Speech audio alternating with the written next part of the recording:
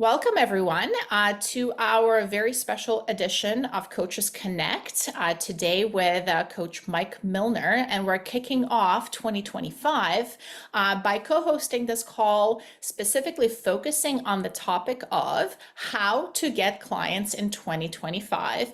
And I was very passionate about making that addition and that caveat, not just how to get clients, but also how to make it a habit, right? Like as I was saying earlier before I hit record, we're very big on making things a habit, making things sustainable, making things part of your daily life if it's important to you. So something that is a daily practice, deliberate practice, and we're going to talk about how to turn something seemingly like challenging, mysterious, abstract, like how do I get clients, into something that is very concrete.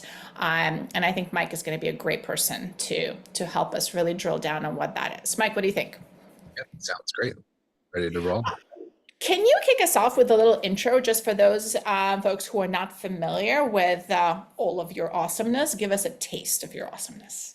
Of course. So I've been in the industry a long time now, well over a decade at this point. Started out as a personal trainer at a local gym, then found my passion for nutrition. And actually, my first certification was PN, which was, I don't know, maybe 11 years ago or so. It was a while ago. Um, then I was working as a nutrition coach for another company, started my own business in 2018, and I scaled that pretty quickly. I would say, gosh, maybe too quickly. So from 2018 till now, I still have my nutrition coaching business. Have done, a multi seven-figure nutrition coaching business, and scaled primarily through email marketing was kind of my superpower. So that was really something that I found was just a natural for me that not a lot of other coaches were doing. So it's kind of like my blue ocean that I got to play in, and got really passionate about messaging and copywriting and email marketing. And that helped me to grow my business. And then other coaches wanted to know what I was doing, and how I scaled so quickly. And that was when I started to help other coaches with their messaging, copywriting, email marketing, and lead generation, nurture, and that whole process. So I've been doing that for about 2 years now, maybe a little bit longer. And I'm one of the few that still has a nutrition coaching business while I also help coaches. I found that a lot of business coaches leave their nutrition coaching business for one reason or another, maybe because it's kind of split focus, but I still am very passionate about helping people transform their health. And so I still have my nutrition coaching business while I also help coaches. Well, and I think this is so important too because you are kind of in the arena, right? Like the expression, like you are in it currently, not 5 years ago. Like you're very much doing this on an ongoing basis. And I do want to ask you this, Mike. And as I do, I'm curious to hear from folks here on the call live. If you could let us know in the chat, where are you in your coaching business in terms of clients? Like, are you working with any? Are you working with two? Are you working with 25? Are you looking to take on two more this year, 20 more? Are you looking to triple your practice? And so let us know in the chat. And Mike, what I wanted to ask you is, like, why do you think this is the biggest question that we get in our coaching communities? Like, we are health coaches, we are current health coaches, we are aspiring health coaches, we are strength coaches, movement coaches, yoga teachers, personal trainers. We're talking about macros. We're talking about fat loss and how to periodize strength workouts and all that. But none of that is the main question. The main question is, how do I get clients? Why that question? Why is this so hard? Like, why have we not figured this out? Like, this seems to be like of all Yeah, I things. think you just mentioned it. I think because we are so focused on getting results and being really good coaches, but there's a big difference between coaching and marketing. And I know for me personally, when I started my business, I didn't even it wasn't even on my radar that I had to learn how to market or sell my services. Like I was just I know how to coach, I know how to get people results, and I'm really excited to share that with the world.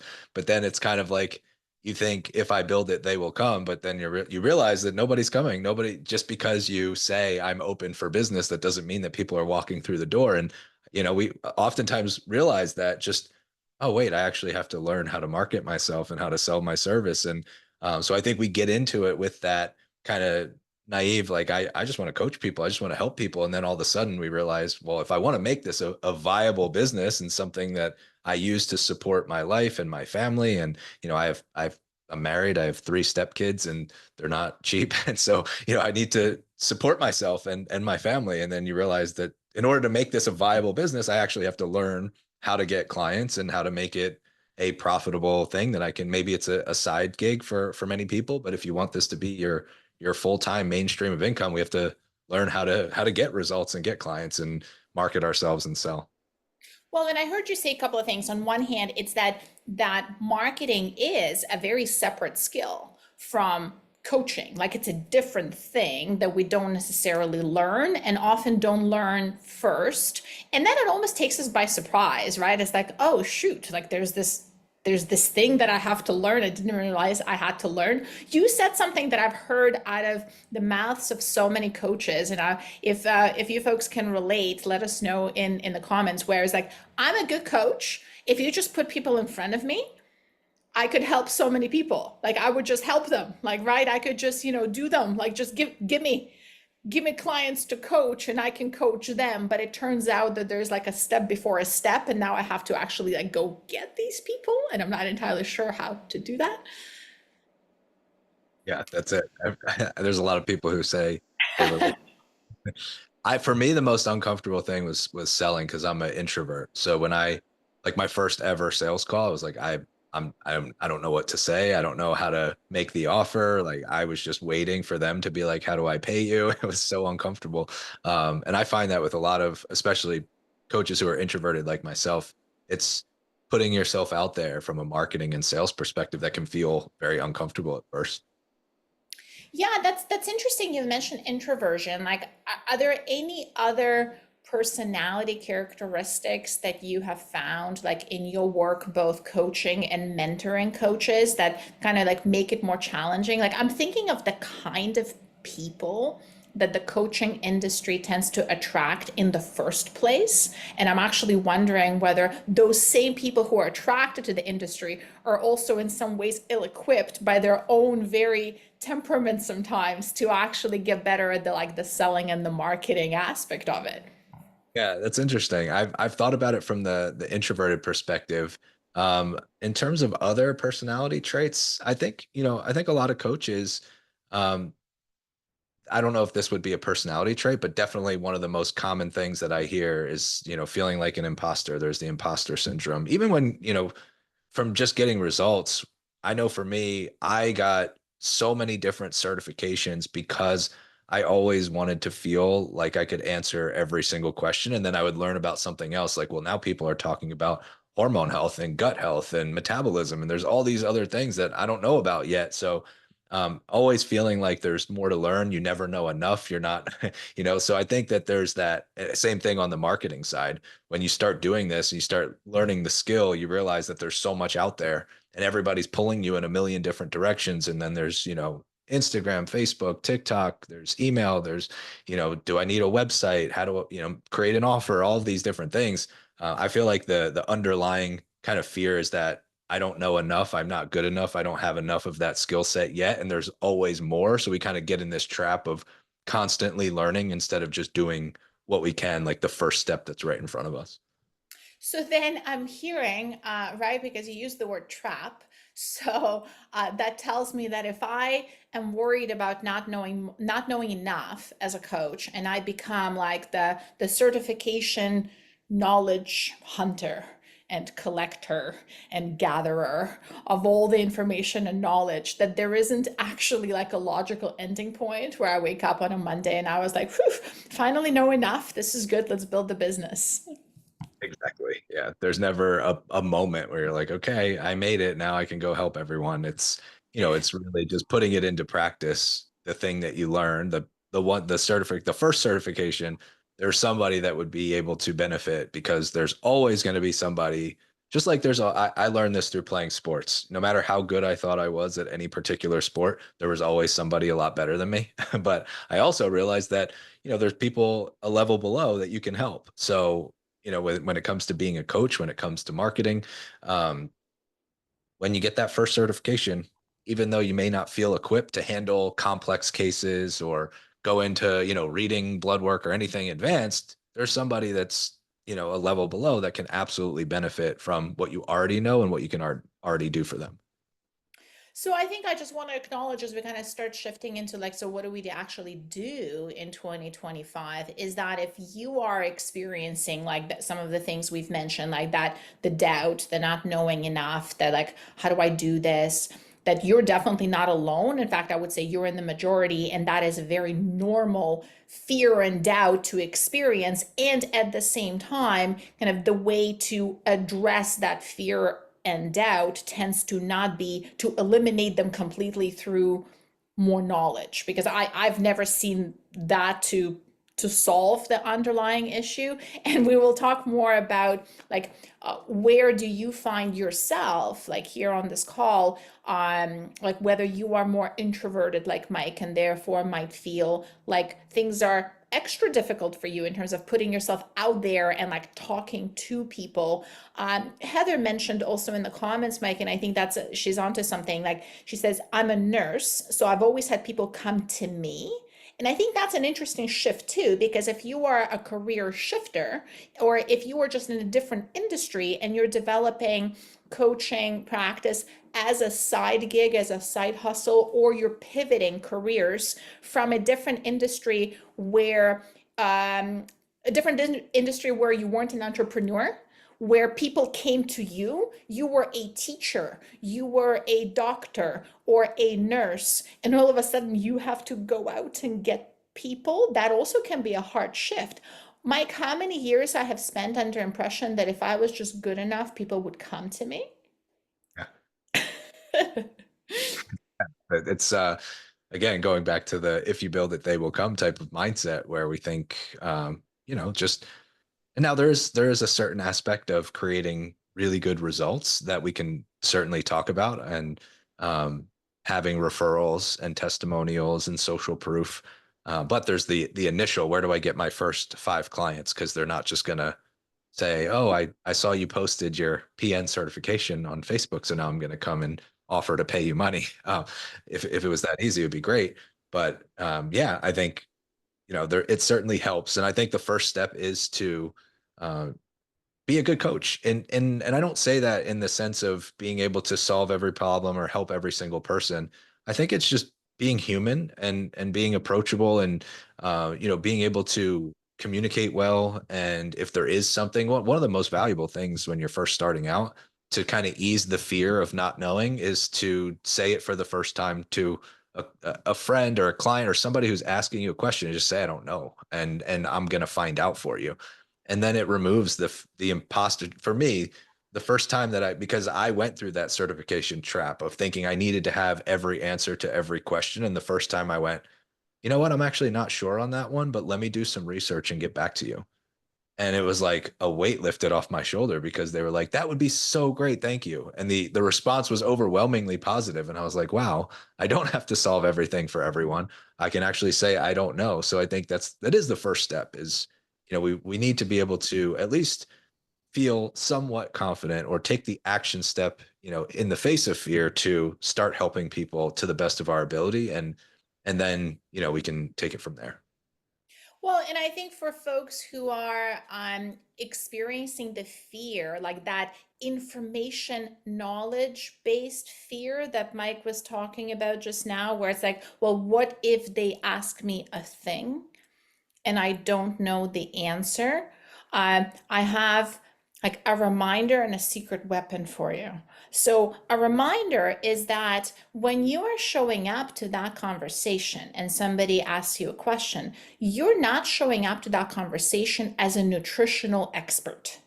That's not actually your role. Your role is to show up as a coach. Those two are different. We are often exposed to nutritional experts as we listen to all the podcasts in the world, and then we have like some person who has, quadruple PhD in biochemistry and nutritional sciences going into like the specifics of the complex dietary strategies, intermittent fasting, and the gene markers they change, right? Like, and it all sounds incredibly intimidating. But I think what we forget is that the person we hear hearing, the person we're witnessing, the person we're seeing, they're actually not a coach. They're an expert. That's what they do. Your role is to coach. And so that's my reminder. My secret weapon, I mean, I like Mike's secret, not so secret weapon of like, I don't know, let me find out for you. My secret weapon is, that's a great question. Why do you ask? 9 times out of 10, we never get back to the question they've asked. Right? Because when they say, okay, do you think really understanding Krebs cycle is important for a nutrition coach? I was like, oh God, first of all, I don't remember what Krebs cycle is, but we can get to that. I just simply want to say, Mike, that's a great question. Why do you ask? Well, because, and then they tell me the story, and then they tell me the context, and they give me, because, their friend or their colleague or someone on TikTok, and then we can actually get into the thing. Because their question is rarely about the thing. Their question is about something underneath. So you have a reminder and a superpower, a couple of superpowers there, super questions. So Mike, let's kind of get to the meat of what we're going to talk about today. How do I get clients in 2025? I'm just going to throw it out there. And as Mike is answering, what I want all of you to do is try and answer that question for yourself and give us some comments in the chat. Like, how were you planning to go about it in 2025 before hopping on this call? What does that mean to you? Like, I'm getting more clients. How do I go about it? What is it that I do? Mike, how would you answer that question? Like, it's a big one. Let's unpack it. So I would have two paths. And one is you're just starting out and you have no clients and you want your first 5 to 10 clients. The other path would be for somebody who's more established. Like even if you've worked with a handful of clients that have paid you and you've worked with them and you're looking to have a repeatable process for getting more clients, like you, maybe it was just luck or you feel like it was happenstance that you got your first 5 to 10 clients, but you don't really have a system. So that would be the two separate paths would be the brand new coach who just wants their first 5 to 10, and then the more established coach who wants a predictable process to follow. So let's start with the brand new coach, because this one's a little bit easier, which is what I recommend is we start locally and we start in our network and we start free. And it removes a lot of the pressure of needing to know how to sell. It removes a lot of the pressure of needing to know how to market because it is a great offer. You're offering to work with somebody where they don't have to pay you.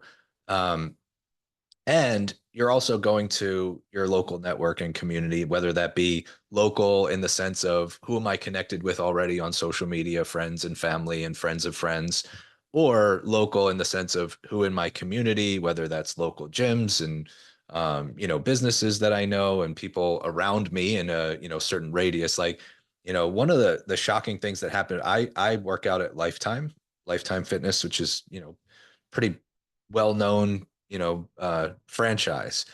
And I never imagined that anybody in there, I just thought like, it's Lifetime. They're never going to want to be approached by a nutrition coach. Like there was this perception that like they were untouchable. And then I got to know some of the trainers there just because I was there all the time. And I started talking to them about nutrition. And they're like, yeah, it's not really something that we do. We kind of do it here, but not really. And they were like, we would love to be able to refer to somebody that we know and trust. And I was like, hey, I can be that person. And it was just through like two trainers that still refer me clients to this day from just a harmless conversation of, going to where I work out, asking the question of what they do, building the relationship by seeing them and saying hi. And, again, somebody who's introverted, I'm not great at small talk. I'm not good at, just approaching people, but it was over time. I saw them, almost every single day, and then asking the question, getting the answer, and then being like, hey, I'd love to be that resource for you. And it's great. So if you're starting, I would let it be known on social media, the people that you're already connected with. Hey, I just, got certified. I'm a new nutrition coach. I'm interested in working with 5 people. It's totally free because I really want to. I have some things that I think would be really helpful, and I just want to refine. If you're honest, it's the best thing that you can do when it comes to marketing. Is people inherently want to be helpful, and they also want to be helped. So if you say, I'm working on, becoming the best coach that I can be, and I have some thoughts on a process that I think would be really beneficial for improving your health, your well-being, whatever else you can accomplish. I'm looking for 5 people who will beta test this with me totally for free. Um, and that's a great place to start. If you go locally, if you talk to people, again, in your community, in your current network, odds are you're going to get 5 to 10 people to raise their hand. Now, what I would do from there is I would ask, hey, if everything goes well and you see a lot of progress, and we create some amazing results together, would you be willing in return, since there's no cost associated with this, just making a post about your experience on whatever social platform they're comfortable with, Facebook, Instagram, and setting that expectation from the beginning and seeing if they're open to that. So I have a client that I work with who has a pretty well established business. She does about 40,000 a month in revenue. This is her.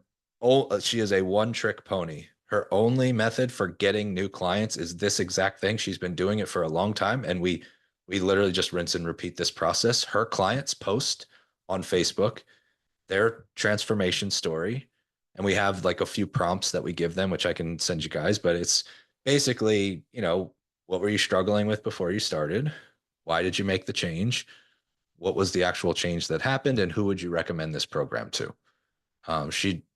We do this rinse and repeat, and they tag her, and now it's all referral based. I mean, she's had client testimonials where they'll make a post and 5 to 10 new clients will be referrals. And then she'll go in and mention the person. Like, let's say I worked with Kate and she saw an amazing transformation. She made a post on my behalf and said, I would recommend Mike to this, and this type of person. If you're looking for this result, Mike's amazing.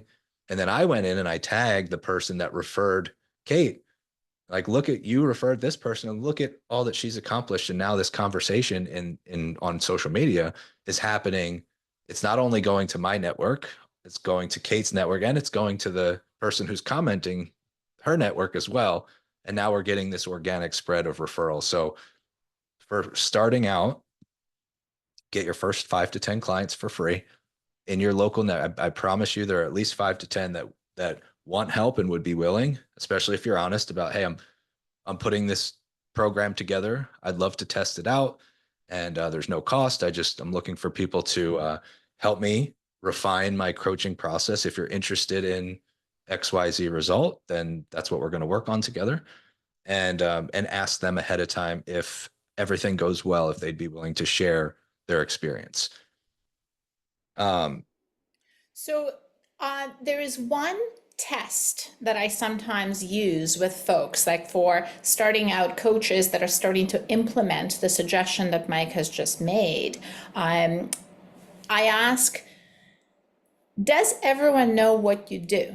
Does everyone know? Does everyone that you know that you are now a nutrition coach, you have recently certified or in the process of becoming certified, and that you're currently looking for new clients? It's a nice little litmus test because we start telling people, but one reminder in terms of reach, because also when we say let people know on your social media platform, that does not mean I have posted once and no one said anything and I just sort of thought that nobody wants what I offer. I'm thinking of somebody who has 1,000 followers on Instagram, which is a very solid following for somebody who's starting out. Whenever they post a story, how many people see that story out of 1,000? 30? 40?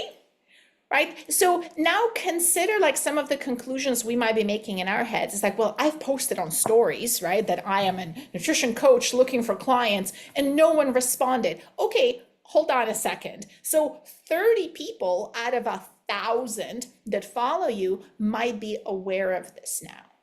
This is the part where we actually kind of have to do our due diligence to make sure that people know.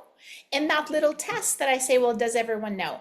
When, if I were to ask your accountant, Heather, right? Or Sheriff or Stephanie here on the call. If I were to ask your accountant, your kid's teacher, your hairstylist, the barista at a coffee shop that you frequent, the daycare director, right? Like, think of all the people in your local network that you repeatedly interact with and have interacted over the last 5, 10, 15 years. Your book club, your mom group, your soccer coach, kids soccer coach, do they know that you're a nutrition coach that is looking for clients? And if not, why not?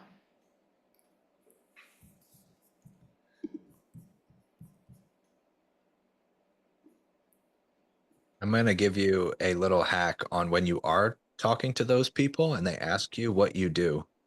So one of the best things that you can say in that conversation is, okay, I'm a nutrition coach, but somebody mentioned in the comments that not a lot of people know what that means. One of the best things to do is ask the question, if you were to pursue this, if you, let's say it's your hairdresser and getting your haircut, making small talk. Oh, what do you do? I'm a nutrition coach. Oh, that's so cool. I don't, what does that mean? Say, well, let me ask you this. If you were in the position where you wanted to get healthier, get more fit, and maybe improve your body composition, what would you want to see in a program? Like, what would be helpful for you as a client if you were to join a program to get healthier? And now they start to tell you some of the things that they assume. Well, I would want workouts. I would want somebody to tell me exactly what to eat. I would want this, that, and the other. And now you can say, you know what, I'm actually in the process of building out exactly what my program is. I just got certified recently. And so I'm just trying to get some feedback because I want to create the program based off of what my clients actually think would be helpful for you, somebody like yourself. And now they feel a little bit more compelled to share because they're kind of helping you create it. They have a vested interest now. You're taking their feedback seriously of, I'm putting this together and I'm coming to you as a resource and try it. And I'm telling you, like, I know, my sister actually is in this exact position. Can I give her your information? If you have enough of those conversations, and it won't take very many, if you ask that question to 5 people that you know, and you ask them that question, what would you want to see? And then you tell them why. Like, I'm actually building this out now and I want to make it as valuable as possible. So that's why I'm asking. And you start to show them that you're taking their consideration and their feedback seriously. I promise you, at some point you're going to get that response. Well, actually, my aunt, my mom, my sister, my friend, my brother, whoever is actually looking for a coach right now, or is trying to, do this, this, and this. Is it okay if I pass along your info?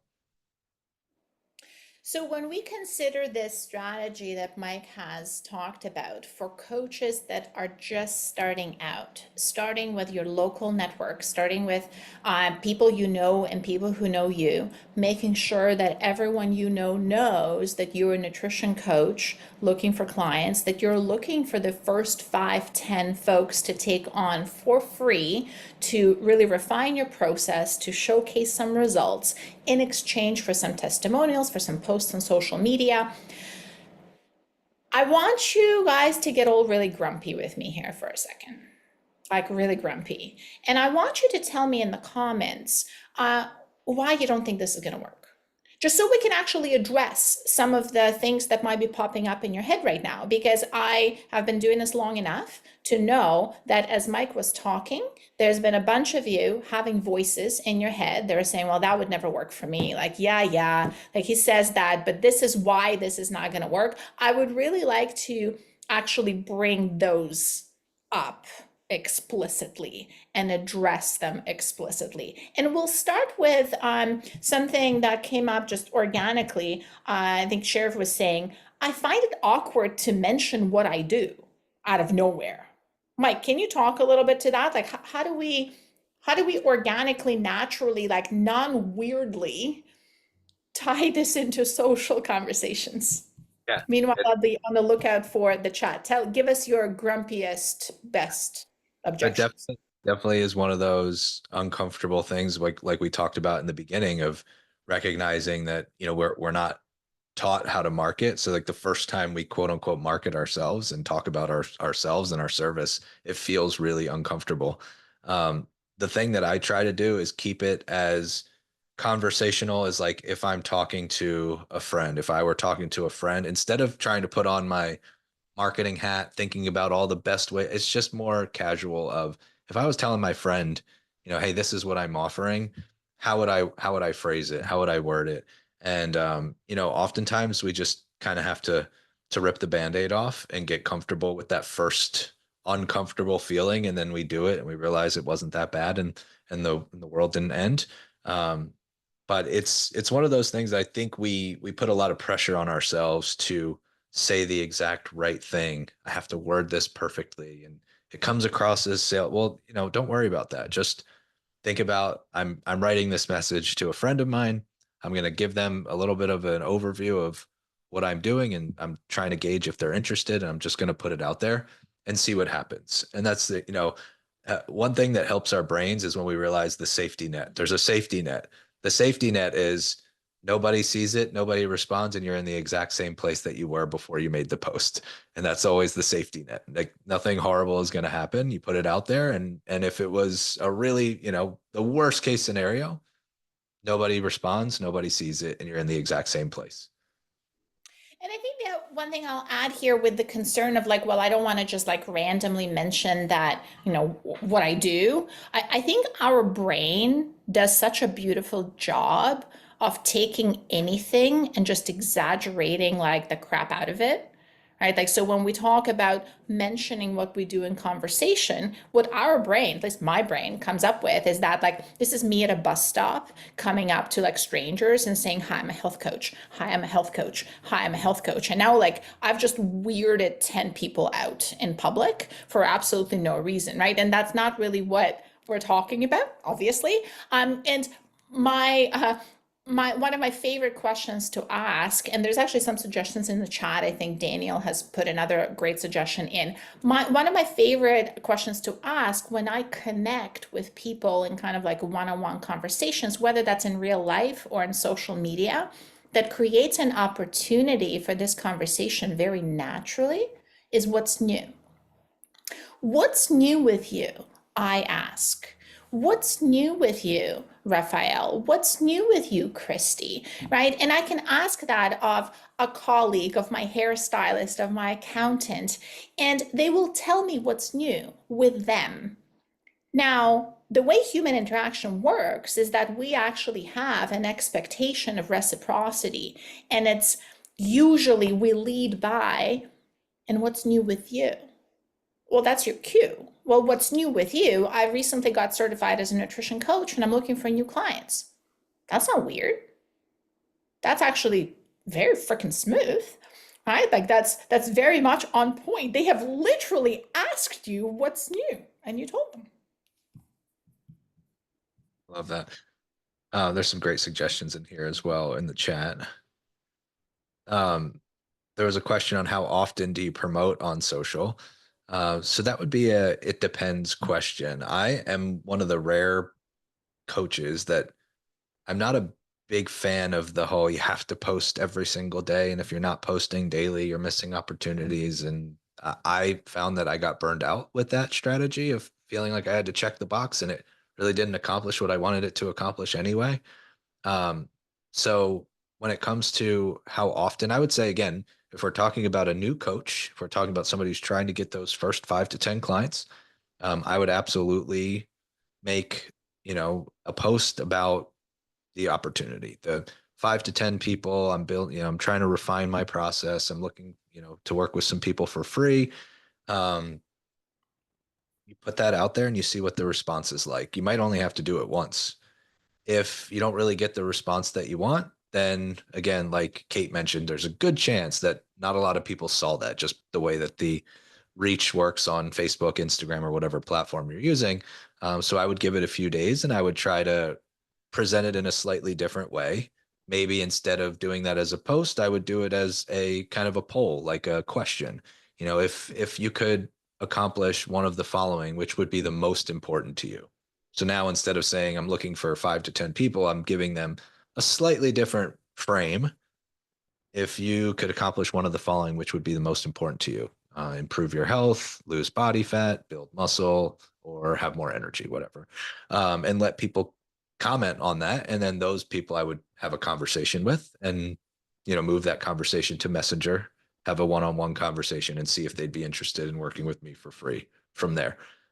So the how often is a very dependent on what the goal is, what we're trying to accomplish, and then also your preference as the coach. So I don't have a like hard and true, you have to post X amount of times per week. I've found that for most of the coaches that I work with, we kind of fall somewhere in that 3 to 5 times per week. But again, a lot of that is not just centered around getting clients, but it's also around nurturing your existing audience and showing that you know what you do, who you help, how you help them, and really that's more of a nurture process than it is a lead generation process, if that makes sense. Yeah. There is a number of folks who mentioned the free piece because we are talking about taking on the first little handful of folks for free. Well, but people don't value free. Like, why would they want, like, they have no skin in the game. Like, how do you address that, Mike? Like, have you seen that to be, I guess, a legitimate concern? Because I can definitely see where people are coming from there. Absolutely. So without a doubt, if I'm um, paying money for something, I'm more likely to show up for it. That's pretty well established. There was a cool study that was done that had like compared two nutrition programs. I have to pull up. I used to have that like as one of my favorite references to pull up, but it was like a $500 program versus a $5,000 program. And it was the exact same program. And the people who spent 5,000 got better results. It's like the same exact thing, but they were more invested. So no doubt when somebody is more invested, they have more to lose or more on the line, you could say. Of course, there's that built-in incentive to show up. So what I find is that typically when working with free client is you really have to set strong expectations from the beginning. Usually what I do and what I've helped other coaches do is you address the elephant in the room right away.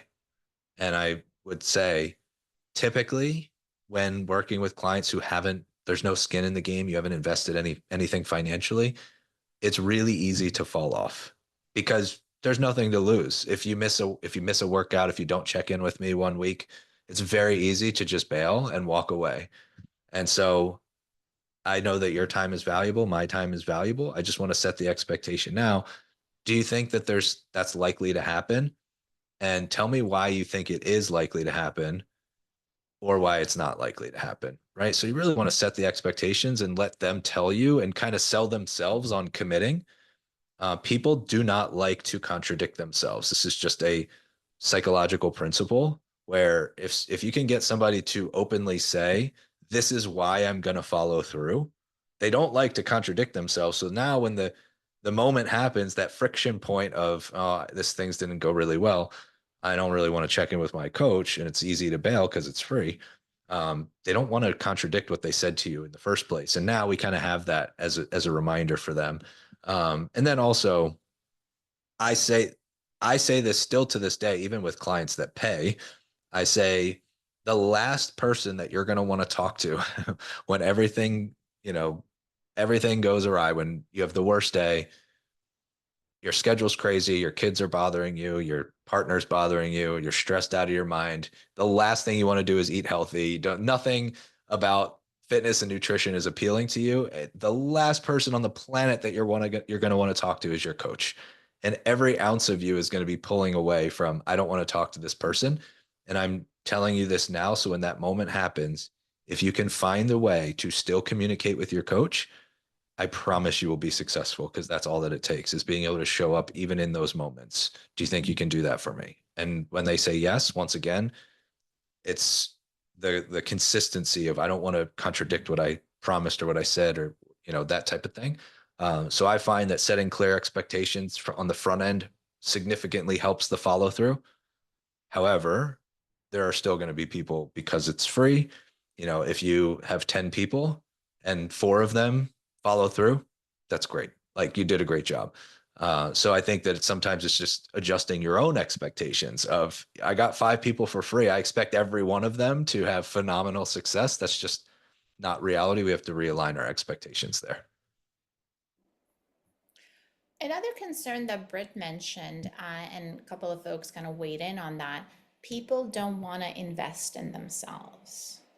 People don't want to invest in themselves, so why bother? And it, Mike, I don't know about you, it strikes me a little bit as, well, completely true, first of all. Not all people, some people don't want to invest in themselves in this way. They might want to invest in a brand new car, and that's how they're investing in themselves. That just happens to be not matching with the services you provide, right? But to a certain extent, for people who don't want to invest in themselves in that way, they're not really your people anyway, and you won't really know. And I'm wondering, how unique is this to health coaches, Mike? Because I'm trying to envision a baker, like a professional baker, who is concerned about sharing what he does for a living. He's like, well, some people hate bread. Some people do. Some people are gluten intolerant. Some people just think bread is the biggest evil ever and they would never buy bread ever, but they're not their people. And that actually would not prevent us from talking about what we do anyway, just like it wouldn't prevent a hairstylist talking about what they do just because some people don't care about their hair, etc. Like, am I making sense here, Mike? What do you think? Would you agree? It's like the analogy that I always use is you wouldn't optimize your restaurant for people who don't like dining out, right? So it's like Okay. some Yeah. people don't like to invest in themselves. And so, okay, well, why are we optimizing our marketing and our coaching and what we're up for people who don't want to do it? Let's optimize for the people who do. Let's build our restaurant for the people who love to go out to eat. Let's optimize for those people. So yes, of course, there are some people that don't want to invest in themselves in that way, but there are plenty of people that do. And yeah, I think we're all living proof of that. Like you just look at your own experience and what you there are like if we can find the exception, then there's plenty of others like us. So then how would your suggestions or strategy be different then for folks who are not just starting out and we're not necessarily looking to take on free clients, like somebody who we've had folks in the beginning that said like I have 5 clients, I'm looking to grow to 10 or 15, I have 10, I'm looking to grow to 25. How do we get clients in that instance in 2025? Yeah. So the first thing that I have people do who are established, what I found is that 99.9% of the time there is low hanging fruit that is ready to be plucked or eaten or whatever analogy you want to use. So with the low hanging fruit, for most people who've been established, there are people, leads, individuals in your network right now that have shown interest that kind of got glossed over unintentionally. Usually, this is so typically when I do this, I'll ask the question, I'll be like, how many current leads do you have right now available? Like, if you were like, I really want to get a new client and I have this pool of leads that I can pull from, how big is that pool of leads? And usually I get answers like 0, 1, 2, something like that. And then I start to ask these questions of like, have you ever done a challenge before? Have you ever done like a free training? Have you ever posted content before? Have you ever, done a workshop or a seminar, anything like that? I start to ask these questions. Have you ever had sales calls that didn't convert? Have you ever had conversations with people that weren't ready for a call at the time, but you had a messenger conversation with, and all of a sudden they're like, oh, there's all these other people that I I previously had an interaction with, but I never followed up with. So that's the first thing for an established coach. I have them go through their existing network, the people that if they're consistent on social media, there's people that are engaging on their content, watching their stories, engaging on their stories, commenting on their Facebook posts. If they have a Facebook group, they're active in the Facebook group. Did they run a challenge before and they have, 30 people that they put through a challenge previously. And now there's those 30 people they were never heard from them again. Or people that they had previous sales calls with, all these different areas where there were individuals that showed interest and then they just slipped through the cracks. And that's the first, usually it goes from 0, 1, 2 to all of a sudden we've got 25, 35, 50. I mean, I've done this with hundreds of coaches and sometimes the numbers are in the hundreds. They're like, I went through all of this stuff and I found actually have hundreds of leads available to me. Sometimes it's, I've got 10, I've got 15, I've got 25. That's a lot better than zero.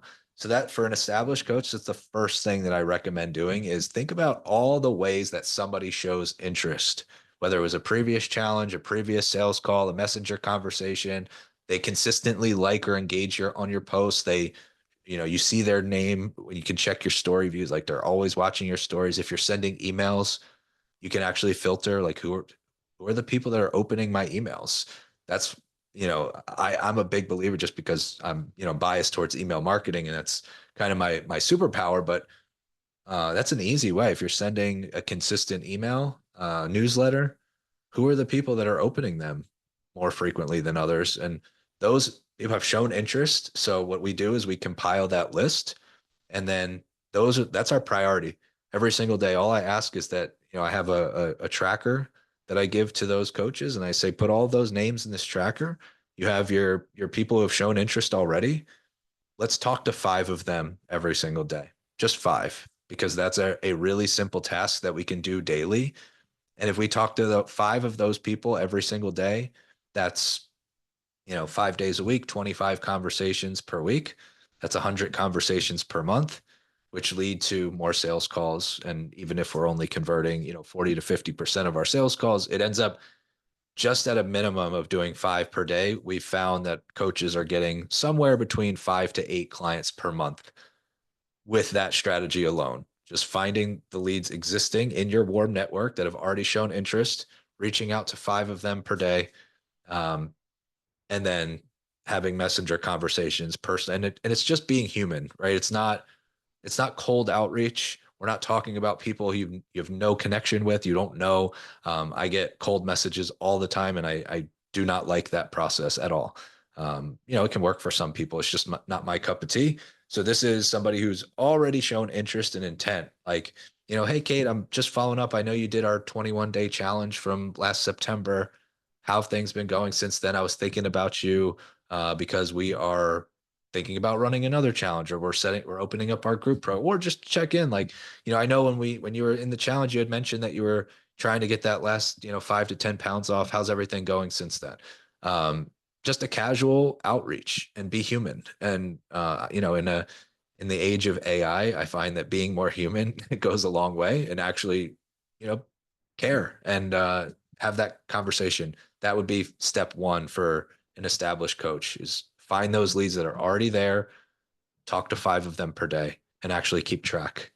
So, Mike, what I really want to highlight for folks here, just from what you said, is that um, sometimes the most threatening state of being when we promote our business is silence or perceived silence, right? It's this like when we post a thing, like it took all of my courage to post on social media that I got my nutrition certification and silence, crickets, like nothing.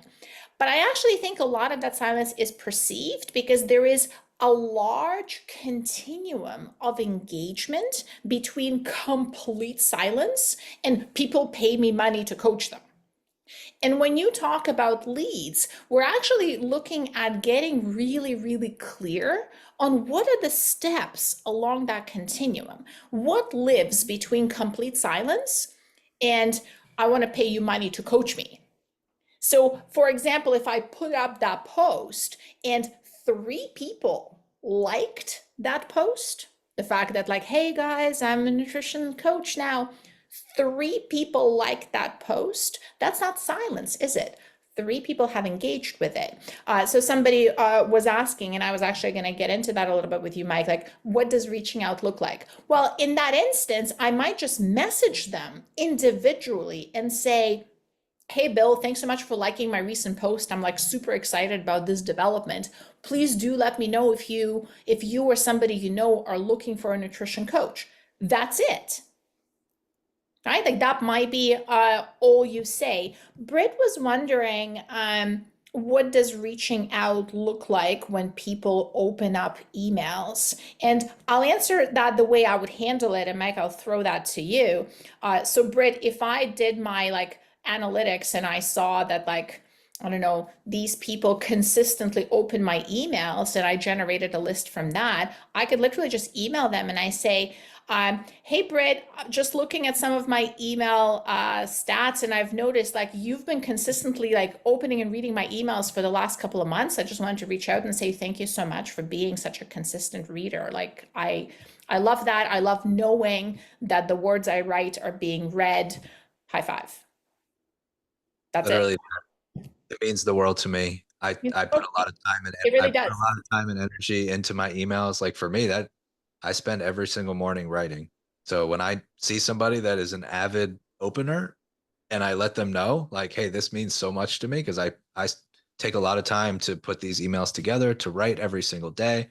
So I'm really glad to see that you're opening and reading my emails. Out of curiosity, what in particular resonates with about the emails, or just out of curiosity, is there anything that I haven't talked about that you'd like to see mentioned, or is there any topic that would be interesting to you? If you're open to sharing, let me know, and now we can get a back and forth going. And sometimes, Mike, when a coach asks me a question like that, like, how do I say it? Like, or what do I say? Uh, I hack it. I trick them. I say, well, tell me what do you want to say? And they say, well, I just want to say, like, I'm really grateful, like, for what they're doing. And just say that. Like, there isn't really like it's a trick that shows that there is no trick, right? It's like, how do I say, well, what do you want to say? I want to say this, this, and this. Awesome. Say that. Let's just say that. Yeah, and I think like as coaches, it's great when we if you're on the receiving end of a message like that, like let's just say you made a post on Instagram and somebody comment or DM'd you and said, you know, Kate, that post that you made was so helpful. I never thought of it that way. Just wanted to say thank you. You'd be like, that, oh my God, I could not be happier that I received this message. So on the flip side, we think that it's like creepy or something. We have this whole story in our head, but it's the same thing. It's like I noticed, I'm looking through my email stats, saw that you've been opening my emails for the last 3 months, and I just wanted to say thank you and how grateful I am that, I have somebody that actually, is interested in what I'm sharing because I put a lot of time and research into these emails. So just wanted to say I'm grateful. And, if you're open to sharing, tell me something that you would like me to talk about or a topic I want to make something specifically for you. Let me know of a topic that I can touch on and I'm happy to write about it in the upcoming weeks or something along those lines. But the same way that it would make our day, it makes their day as well.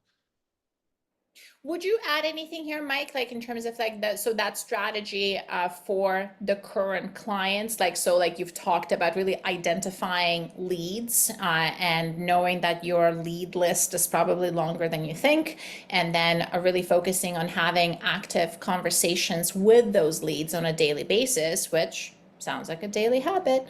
Anything else you would add? So the second step, and usually just by doing that, it takes you most of the way to where you want to be. I kind of view that as like it's like walking and eating enough protein. Like those habits alone get you a lot of the way there. So just by doing that, I've yet to have a coach actually track this, and I have resources that I'm happy to share, like the leads tracker that we use and things like that, but actually tracking those leads and having those conversations daily, I've yet to have somebody come back to me after like 30, 60, 90 days and be like, yeah, I didn't get any clients from this. So um, it's putting it into practice and making it a daily habit. Once that is established, the next step that I take a coach through is creating those events through their marketing calendar where we can get people to show intent. And that's not just daily content. Like when I say intent, I mean somebody who's interested in doing a challenge or somebody who's interested in joining a webinar or a workshop or a live training that you're doing, or somebody that wants a resource that you have. Like I'm going to put together a high protein recipe book or you know, how to master your metabolism in 5 steps, PDF. So there's all these different opportunities for people to raise their hand and show intent. So the second step that I have somebody go through is we create the marketing calendar around those events that basically allow people in your audience to say, yes, I'm interested, which then allow us to place them onto that interest list of people that we're going to reach out to every single day. So it keeps the pipeline full. I love that. And I think there are some folks definitely would love that lead tracker. So Mike and I are going to connect and make sure, figure out the best way to get that to you all. But Mike, I think with your permission, maybe we'll switch gears into a little bit of Q&A, maybe just like a few minutes as I kind of wrap up the strategies here and we can get into the hot seat coaching if that's cool. Absolutely. All right, let me just hit pause on the recording.